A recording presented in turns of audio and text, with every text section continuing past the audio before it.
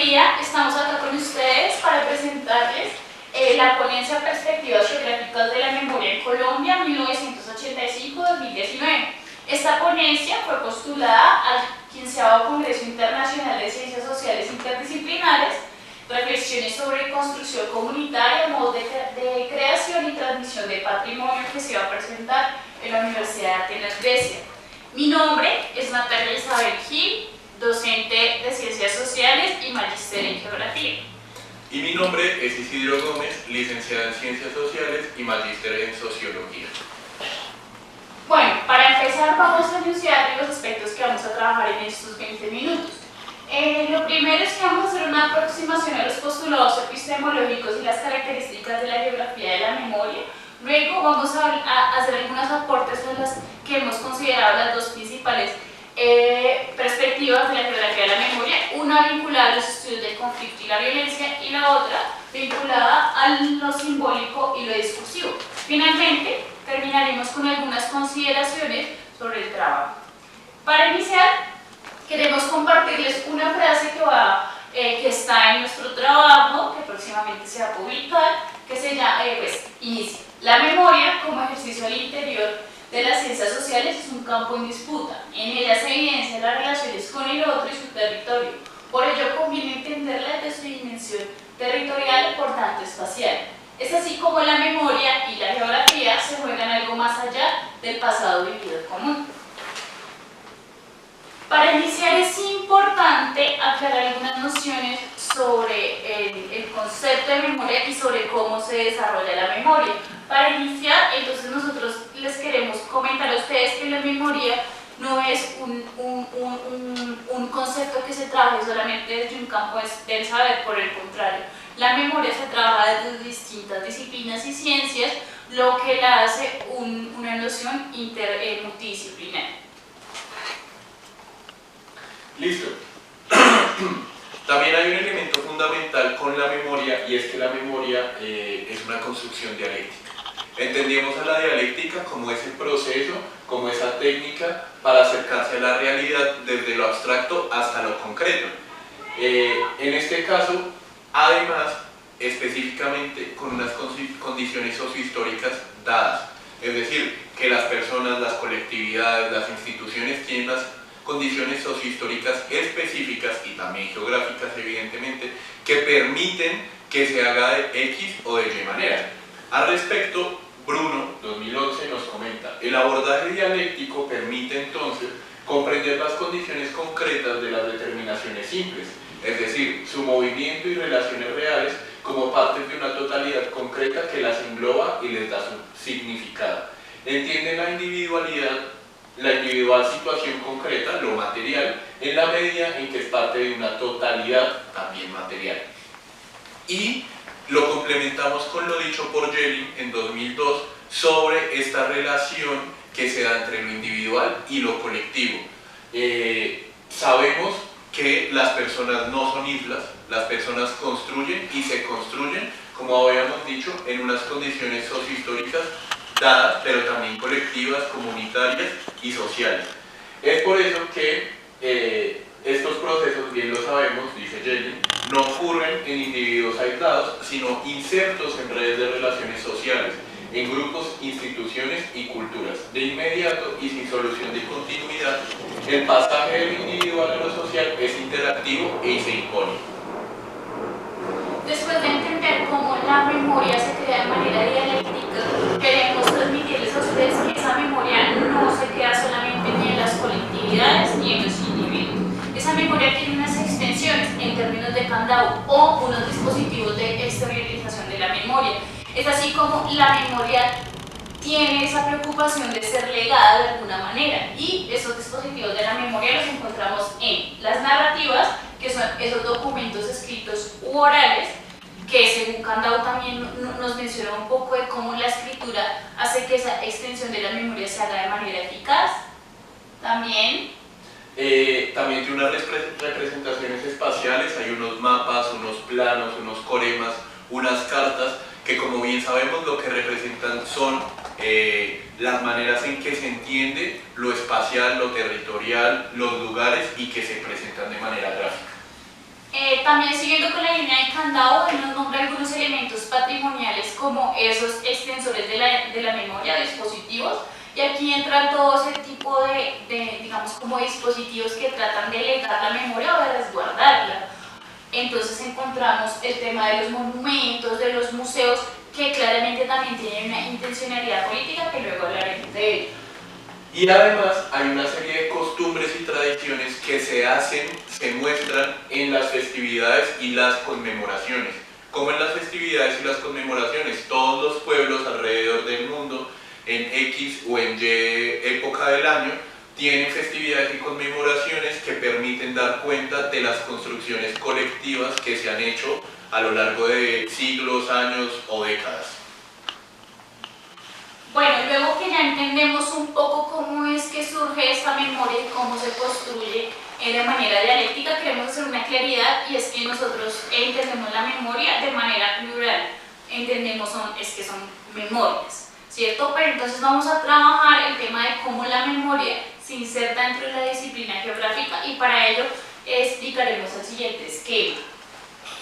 A ver, la geografía de la memoria la concebimos como una línea de investigación que está dentro de un campo de saber dado dentro de la geografía, que es la geografía humanista.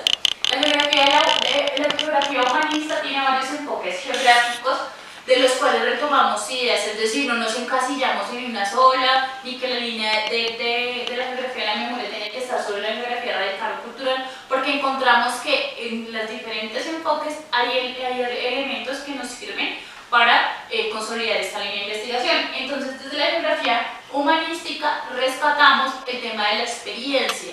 La geografía humanística se basa un poco en postulados filosóficos desde la fenomenología y el existencialismo, que hablan de la experiencia como eso básico para generar conocimiento, y concebimos que la experiencia lógicamente es un mecanismo muy importante para que se hagan ejercicios de memoria. En cuanto a la geografía del comportamiento y la percepción, un poco ligada al tema de la geografía humanística, pero nos lleva a eso biológico que hace que desde nuestro ser rememoremos, evoquemos o olvidemos. Entonces también es importante también desde esa individualidad tener el tema pues muy claro. Luego, el de la geografía cultural, que ya nos habla un poco más sobre cómo esas memorias y esas tradiciones que generan identidades colectivas también se aplican a espacios y lugares concretos. Y finalmente, la geografía radical nos habla un poco del tema de las intenciones políticas que hay detrás de los lugares, y pues eso es algo que queremos rescatar. Aquí está un poco lo que mi colega Isidro les trataba como de explicar del tema dialéctico de cómo se construye la memoria, y las memorias, más bien, en plural. Entonces, están puestos de esa manera, pero no significa que ellos estén de una manera jerárquica, porque finalmente estas memorias dialogan entre sí. Entonces, las memorias individuales tienen un modo de representación en una escala geográfica que sería el lugar. Las memorias colectivas, hablamos del paisaje y territorio, y la memoria histórica de los territorios y los espacios de poder. Están puestos así, pero no quieren decir que estén encasillados en esa camisa de fuerza, porque sabemos que también las escalas geográficas se pueden mover de alguna u otra forma. Lo mismo, también hablamos de algunas escalas sociales. Las memorias individuales, claro, se rememoran, se evocan, se olvidan desde el lugar, también tienen una escala personal, familiar, colectiva. Lo mismo que las memorias colectivas, que tienen una escala en paisaje o territorio, y desde la escala social se habla de lo colectivo y comunitario.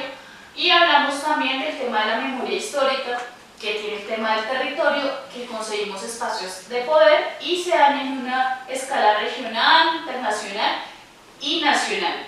Esto no está desprovisto de la dimensión política, que la plasmamos acá con estas líneas verdes, y de la dimensión intergeneracional, que vamos a hablar ahorita de las características que están en la segunda, en la otra diapositiva.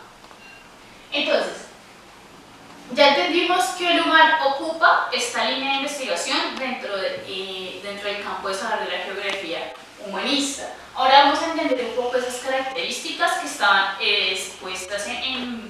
de manera implícita en el esquema, pero bueno, una de las características que logramos identificar con el colega es que la geografía de la memoria debe tener una dimensión multiescalar. ¿Qué es eso?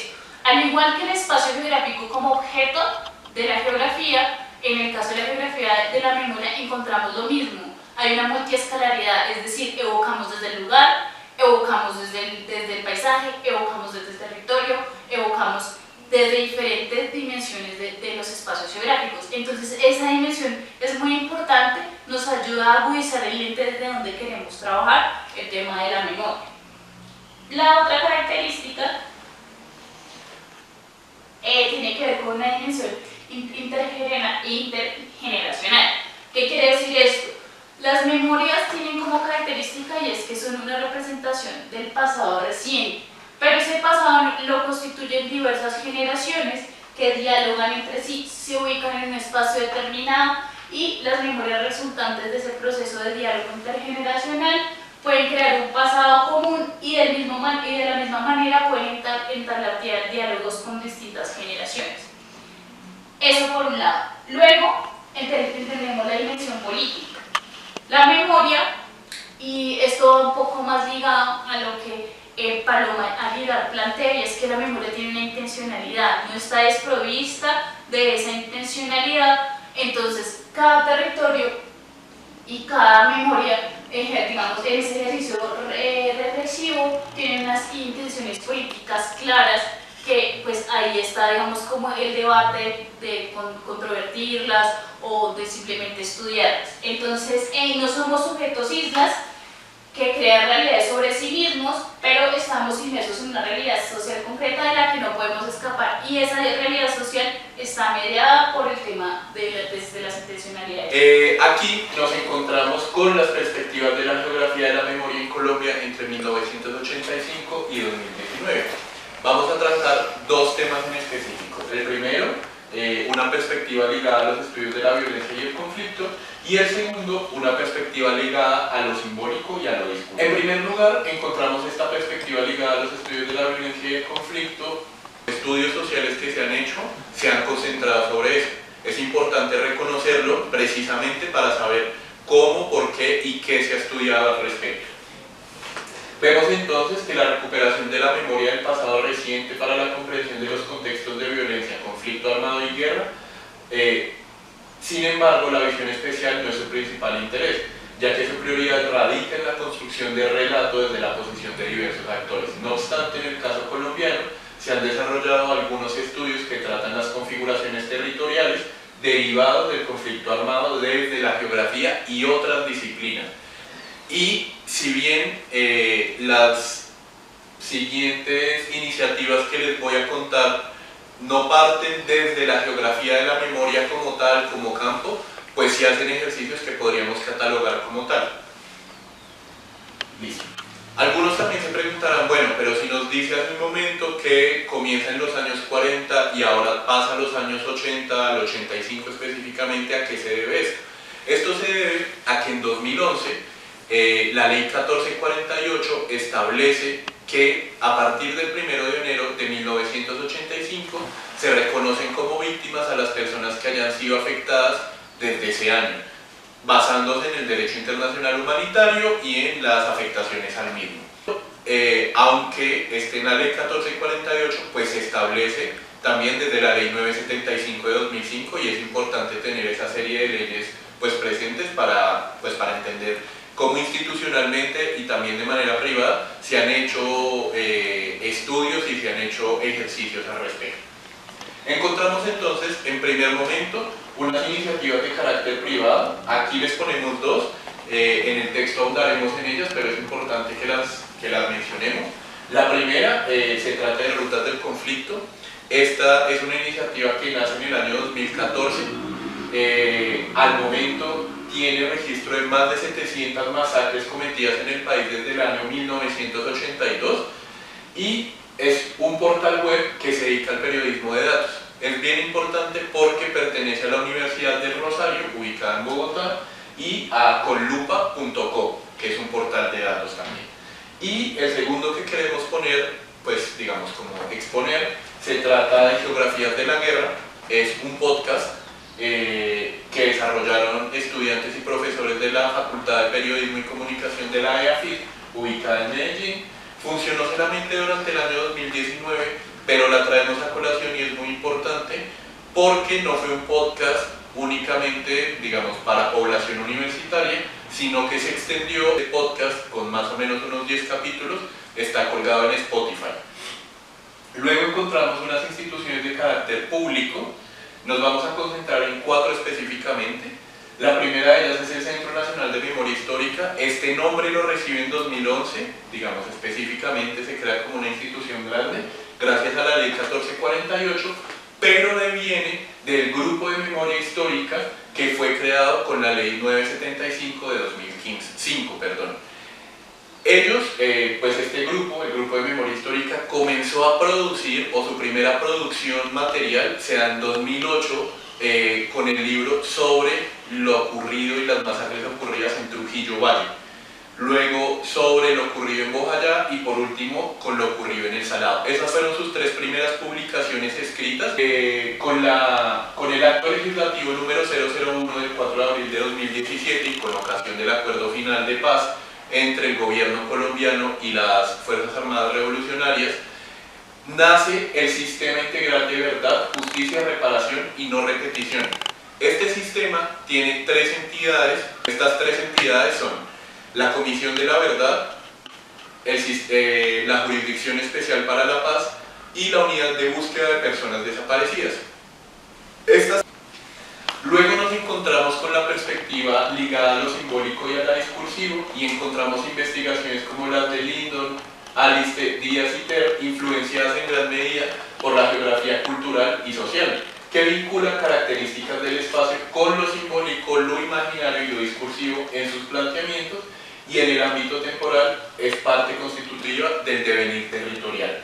Algunos otros autores desde Colombia que también han tratado el tema de lo simbólico y lo discursivo en los ámbitos urbanos son Márquez, Lyndon y Reyes, que los pueden encontrar en la bibliografía que tenemos citada.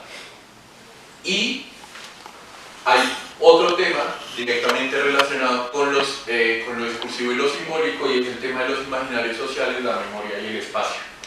Es importante que, aunque no lo vayamos a desarrollar del todo, y eso puede ser una investigación en sí misma sobre cómo se construyen los imaginarios sociales, sobre el espacio, sobre el territorio, pues sí dejarlo planteado, y es que precisamente los imaginarios sociales pues devienen de una construcción social.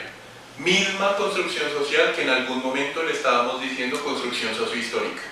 Es decir, que de alguna manera todo está relacionado porque los imaginarios sociales, las maneras como recordamos y como olvidamos, están directamente relacionadas con lo que comprendemos y cómo lo comprendemos. Es decir, en el universalismo positivista de que existe una única verdad, sino que precisamente las maneras en que nos construimos como sujetos, como colectividades, pues nos permiten entender nuestra realidad y las realidades mundiales y demás de maneras particulares. Aquí hay unas consideraciones finales que están pues, construyéndose siempre, y es que la memoria pues, es una línea emergente dentro del campo del saber de la geografía humana, que esta ponencia y pues, próximamente este artículo vislumbra su piso epistemológico donde dentro de la disciplina geográfica y algunas de sus características que hasta este momento pues, son 3, ¿no? Listo. En Colombia, algunos estudios citados en ambas perspectivas poseen un potencial para trabajar en esta vía, generando así desde esto impactos locales y su repercusión en los estudios regionales. Es importante también mencionar que estos estudios, si bien nos concentramos en Colombia, se pueden rastrear en toda Latinoamérica. Digamos, a países como Brasil, Argentina, Chile, México, tienen estudios al respecto. Bueno, y esta invitación es a los académicos y estudiosos para que, digamos, contribuyan desde sus saberes a esta línea de investigación pues, que se está consolidando. Y por último, como lo mencionó la colega hace un momento, es necesario que recalquemos la importancia de las políticas públicas orientadas a las memorias, cómo estas políticas públicas se diseñan y se ejecutan. Esto nos permite entender pues cómo estamos recordando y olvidando y desde qué perspectiva se está haciendo. Bueno, yo creo que dejamos ahí con esas consideraciones finales, les damos gracias por habernos escuchado, y cualquier comentario pues por medio del Congreso se los responderemos. Muchas gracias a todas y todos, esperamos que estén muy bien. Gracias.